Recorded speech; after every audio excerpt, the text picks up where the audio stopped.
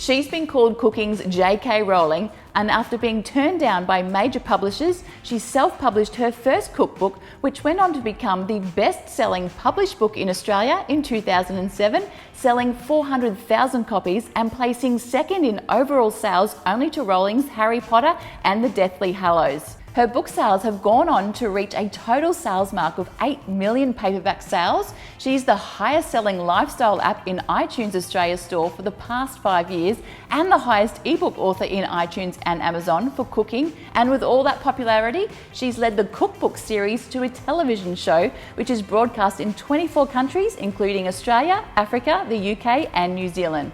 Now in her 9th year and with 24 self-published books in 26 countries around the world, we bring you the cooking sensation and owner of 4 Ingredients, Kim McCosker.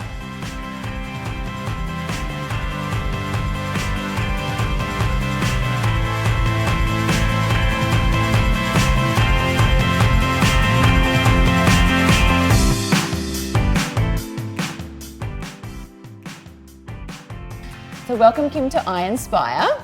Thank you for having me. So I've done a little bit of research on you. You, I think back in your earlier years, used to shove ink pens into pens. Where'd you find that? How did you get from there to now owning 4 Ingredients? Well, that was in my days as a backpacker in London. And would you believe we lived in a house with, there was about 16 of us, and actually, assume this is the lounge, one guy lived in a tent in the corner, paid £10 a week rent. And I worked at an agency, a placement agency. So I used to get all of us, the whole 16 of us, we would be the security for the Rolling Stones at Wembley. You know, and if a fight broke out, just duck, you know. That says, you know, security is a semantics, it's a word, we just were there for the free concerts. Yeah. And then on Sundays, I'd always try, and when we were working to save money to go overseas, I'd always try and get us Sunday jobs because it was back then as well, double time. Yep. So you could never get jobs for never get people for the worst jobs. And one of the worst jobs ever was putting the the ink filler into the big yellow pen for 8 hours a day. Well, I just thought I'd get a little jump start on it, so we're just going to heat some milk. A bestseller in Australia, both books have sold more than 1 million copies in the UK as well. Goodness! He's got a touch. Genius. I'm a genius. It's not about you in this segment. And of course it's not. It's about making it easy at home for everybody watching. You know, come from a citrus farm in Mundubbera, now become this Australia's biggest selling cookbook. Well, there is a link. So overseas, I realised I had a skill. I was very, very skilled at spending money.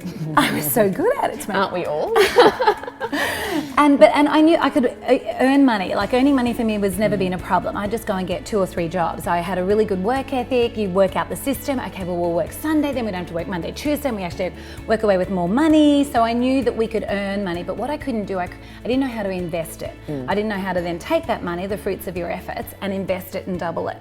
So when I came back from travelling, I enrolled to do a degree in finance. And yeah, it was during that time. So I did a degree at Griffith University, a Bachelor of International Finance.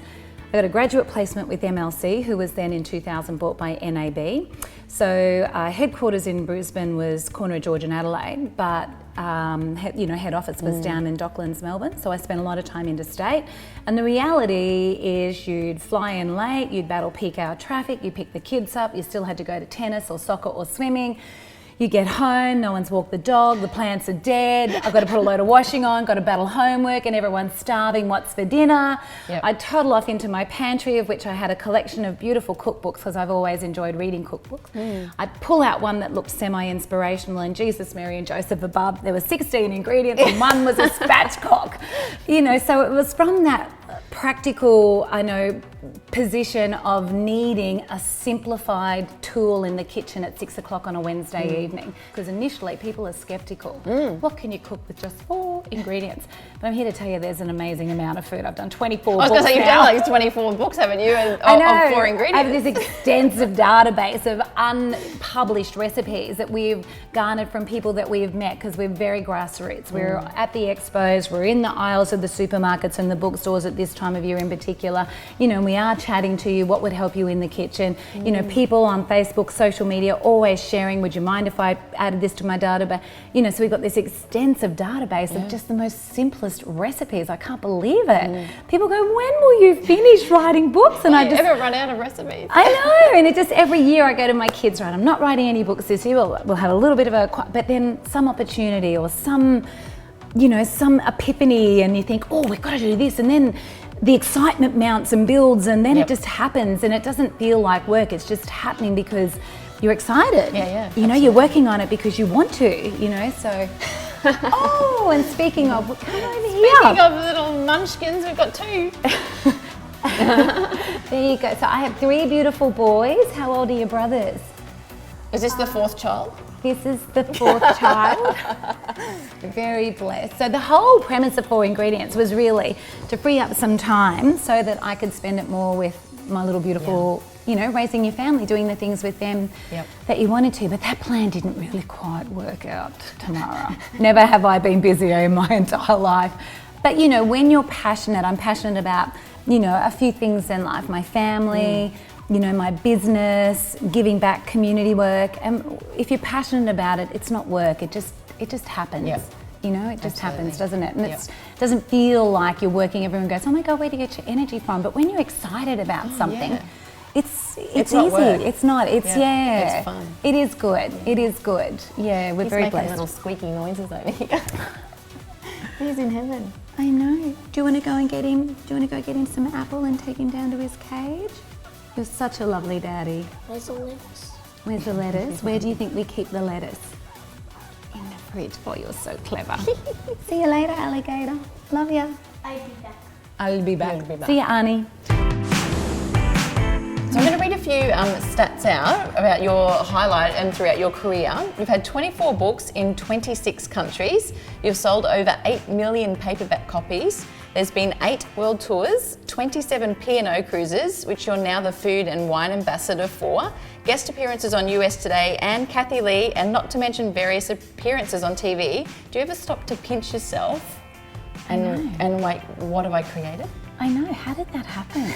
Like, honestly, Tamara, no one is more shocked than I. I mean, and the first book, I mean, it just was never, the whole trade said it would never sell.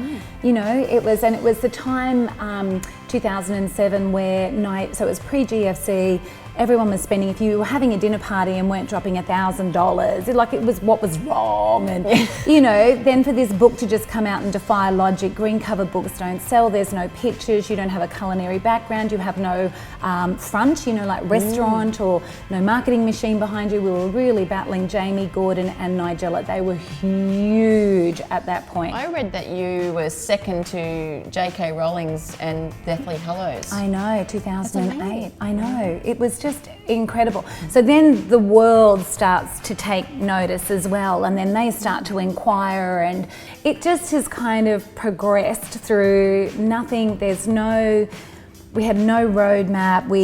No one had ever done this before. We were still self-published. We're still self-published, you know, and it was just really, I don't know, gut feel, logic, common sense. You touched on before that the experts basically said this book won't work. You know, it's not going to happen. How did that make you feel? You know, did it make you drive harder? I was so pissed off because, Tamara, to get a manuscript, like literally you open up your laptop and you go to Word document and there's a blank piece of paper and you start to write. So by the time you have a manuscript, you have presided over whether that's italics, bolded, should it be a semicolon, should it be a comma, you know, do we invert that, who quoted that, where did that come from, where was the source, what's the bibliography, there is a piece of your heart and soul on every single page in every single paragraph. So not only did that take 12 months and a lot of time and effort, we probably cooked over 1,000 recipes to whittle it down to the 340 that made it into that first little book. That again took time and money as well, cost. And I think I'd put on about 3 kilos in doing that. Tasting all the food. So I was like, this did not happen in vain. There has to be a result. So, you know, the next step then, when no publisher will take your call or won't look at you because you have no fame and therefore no following, is to look at, okay, well, self-publishing methods. Honestly, when that first 2,000 books landed in our lounge room and the lorry backed up and just unloaded them all in my lounge room, I just took out the stuff that you'd find in a pram. I had a double pram. My two eldest were 4 and 1 at the time, and I loaded it up with those books and literally went door to door. Oh my goodness. If you were living in Wavell Heights in Brisbane circa, April, May 2007, I have probably knocked on your door. Xavier, how do any of those experts come to you now wanting to publish you? So the very first Christmas, and also then the second, we had, crates of Moe turn up.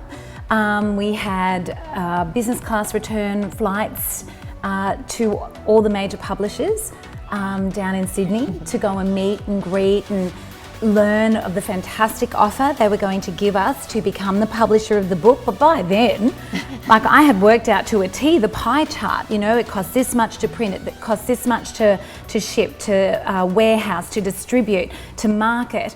And then, we get that. And then I'd look at their pie chart and we're getting that. And I'm going, well, hang on a second. That was a phone call. The hard work's been done now.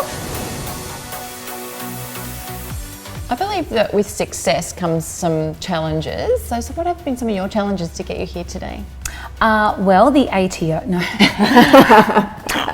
There's always a challenge. So it's how you deal with that challenge, I think, that ultimately, determines the result. And we don't look at challenges like, oh my God. Yeah, my world's coming to us. Oh my God. We go, it's just automatic response for us. Okay, well, we'll just do this. We'll just try that. We'll just go here. We'll just go there. Yep. And it just is, it's not, you don't look at it like a challenge, because it could just probably be overwhelming and just throw your hands up and go, oh my God, that's it. I look at it and go, okay, so what's the solution? Yeah. So if you could give your 15-year-old self some advice, what would that look like, or what would that be?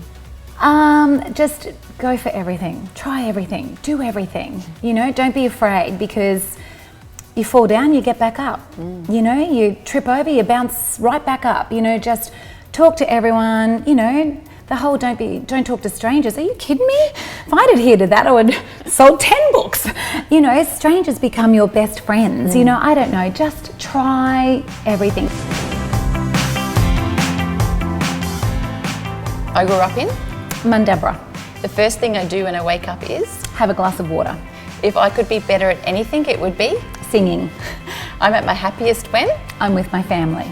When I was growing up, I wanted to be I wanted to be a lawyer, fashion designer, or author. we'll tick one. I know. Who knew? My hidden talent is I do a good Pretenders karaoke of Brass in Pocket, because it's low register. What hashtag best describes you? Happy. Thank you so much for joining us today. Oh, thanks for having me. It's been a pleasure. We hope this episode ignites your inner kitchen goddess and gets you inspired about cooking again. And to get you started, we have 4 signed Wellness Trilogy sets to give away to you. Jump onto ISTYLETV.com.au and click on the episode tab to find out how to enter.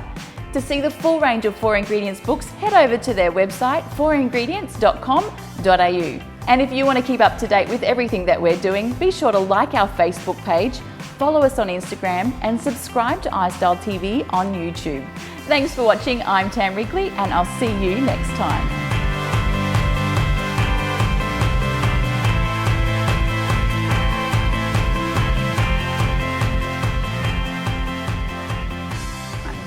Okay. Hi, I'm Kim McCosker, and welcome to I Inspire by ITV. Hang on, just give it to me again. And you're watching I Inspire by ISTYLE TV.